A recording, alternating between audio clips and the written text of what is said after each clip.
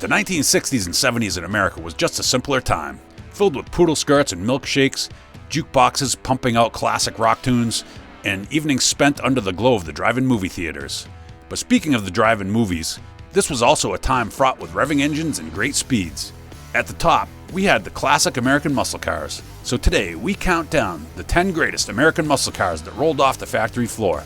Just so you can thank me later, you might want to stick by for number 1, because that just might blow your mind. Number 10, 1964 Pontiac GTO. The 1964 Pontiac GTO was fast. It had a huge 389 cubic inch water-cooled V8 engine.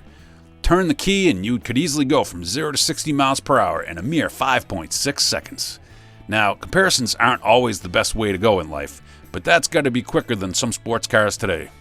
Above all this, the 1964 GTO also had 348 horsepower. Plus, the car offered a comfortable ride. Unlike some of the rougher muscle cars, this made it popular with people who wanted both speed and style, and all that in only around $2,500. The 1964 GTO was a hit. Pontiac sold over 32,450 that year. Now that's a number you want to see as the maker of the car. It's no wonder this car is considered the one that started the whole muscle car craze. The 1964 GTO proved that American cars could be both powerful and stylish, and it left a lasting impression that continues today.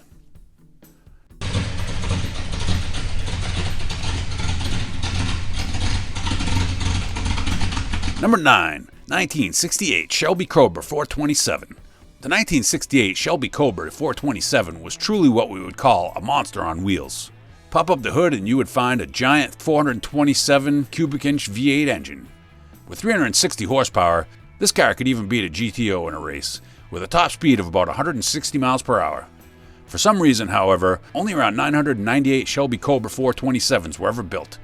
Now, some might say it was because they were expensive, costing around $6,000 back in the 60s. But that would beg the question, so who drove these then? Mostly celebrities and race car drivers. It was kind of the Bugatti of its day, a super expensive ride. So why was the Cobra 427 so popular among those who did drive it? Speed, for sure. And then overall feedback was it handled like a dream. It could turn corners on a dime, unlike some other muscle cars that drove more like bricks. This made it a great choice for racing, even against fancy European sports cars.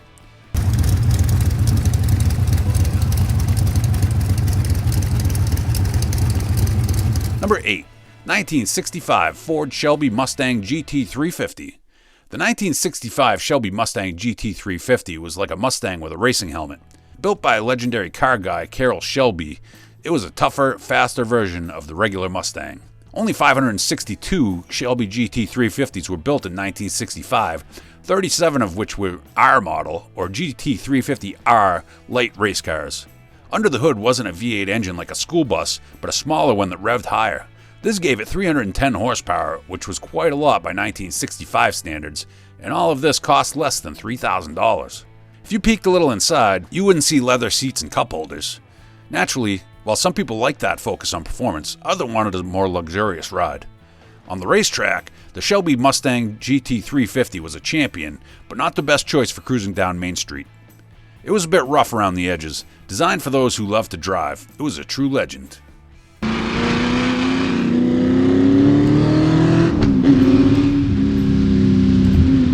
Number 7, 1967 Chevrolet Camaro Z28.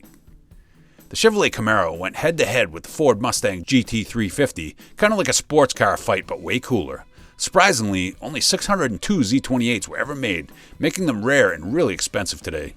This Camaro was all about performance.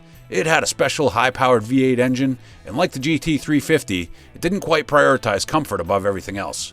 But hey, at least it was fast. It had a horsepower of 290 and a top speed of 120 miles per hour. You could generally get your hands on all of this for around $2,400. So why is the Z28 popular nowadays and considered one of the greatest of all time?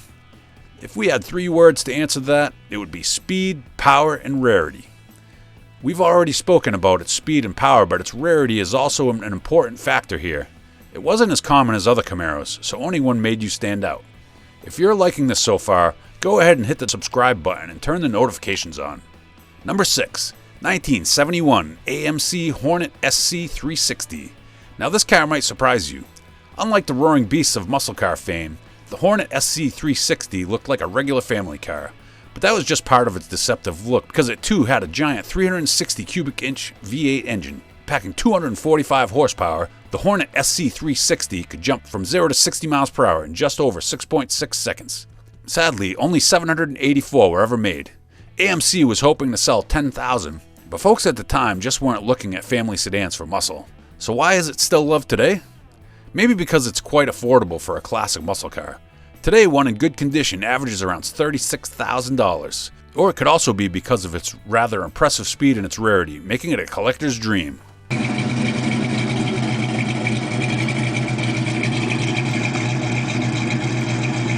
Number 5. 1964 Oldsmobile 442. Like the AMC Hornet, the 1964 Oldsmobile 442 wasn't all about screaming engines and burning rubber. Sure, it had a powerful V8 engine. Also with around 350 horsepower, it could push itself from 0 to 60 miles per hour in a quick 8 seconds. But the 442 was also stylish. It did not want to prioritize one thing at the expense of the other. Unlike some muscle cars that were loud and rough, the 442 offered a comfortable ride. Imagine yourself behind the wheel, cruising along like Steve McQueen, windows down, enjoying the breeze. Felt nice, didn't it? If it makes you want to buy your own, it's sort of sad, but only about 10,897 Olds 442s were built in 1967. Maybe that's part of the reason they were so popular, a little bit exclusive. Like a members-only club. Still, if you're interested, you can find it ranging between $15,000 to $30,000 these days.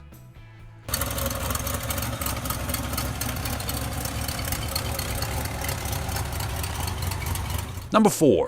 1969 Pontiac Firebird Trans Am. The 1969 Pontiac Firebird Trans Am had a rumbling 400 cubic inch engine, like a real fire-breathing monster under the hood. With 345 horsepower, the Trans Am could go from 0 to 60 miles per hour in just over 5 seconds. Another surprising fact is that only around 697 of these cars were ever made. So why was the Trans Am so special? Here's the deal. First, it wasn't just powerful, it looked just awesome. It had a distinctive hood with air scoops, a giant spoiler on the back for downforce, and racing stripes that screamed, "Look at me!" It wasn't the most practical car, but it sure turned heads. Second, the Trans Am was a bit on the luxurious side for a muscle car. It had a comfy interior with an optional center console, kind of like high-performance living room. This made it a cool choice for cruising down the street or hitting the drag strip.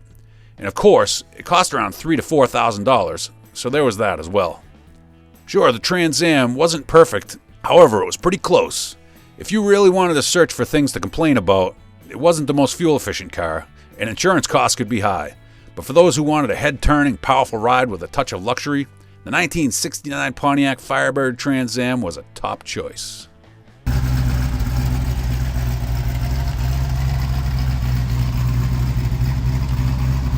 Number 3. 1977 Pontiac Can-Am.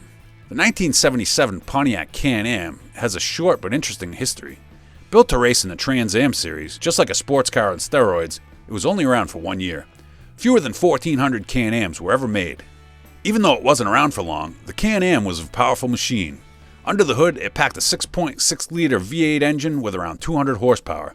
Back in 1977, that was enough to get you from 0 to 60 miles per hour in about 10 seconds. All of this could have been yours with a flat $5,000 on the desk. So why was the Can-Am special? Evidently, it was a sleek car with a big spoiler on the back, kind of like a Batmobile without the cape. Now, you might be wondering, why did this special sports car have such a short history? Well, we can only guess as to why the Can-Am wasn't a huge hit. Some folks might have thought it was too similar to the other Pontiac cars already on the market, or perhaps it was now the late 70s and muscle cars were starting to go out of style. Either way, the whole automobile industry was making changes. If you want to keep yourself updated with such videos, go ahead and hit the subscribe button and turn the notifications on.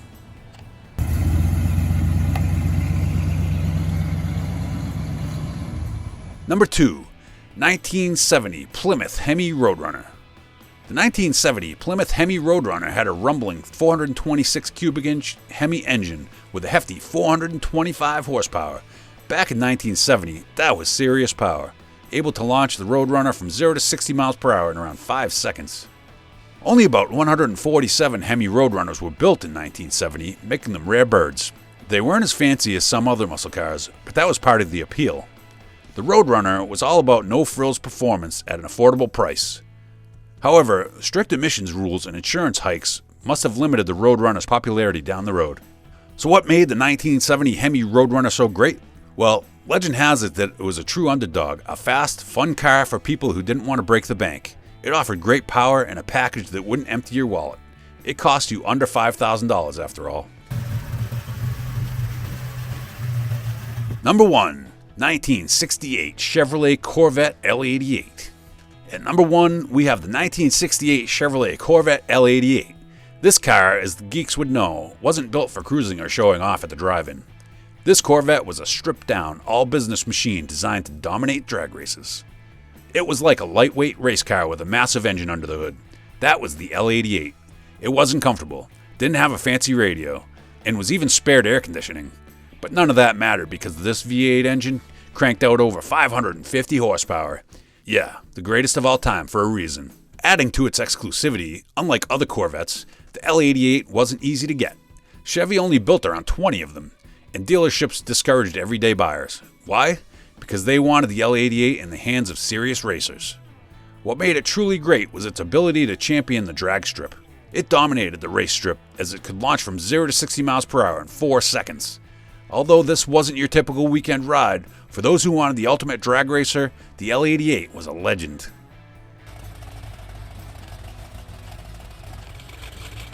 That's our list of the 10 greatest American muscle cars. These icons roared into history and continue to capture our imaginations. But the debate doesn't end here. Which muscle car deserves the top spot? Share your pick and why you love it in the comments below. Also, subscribe so you don't miss another video from our side.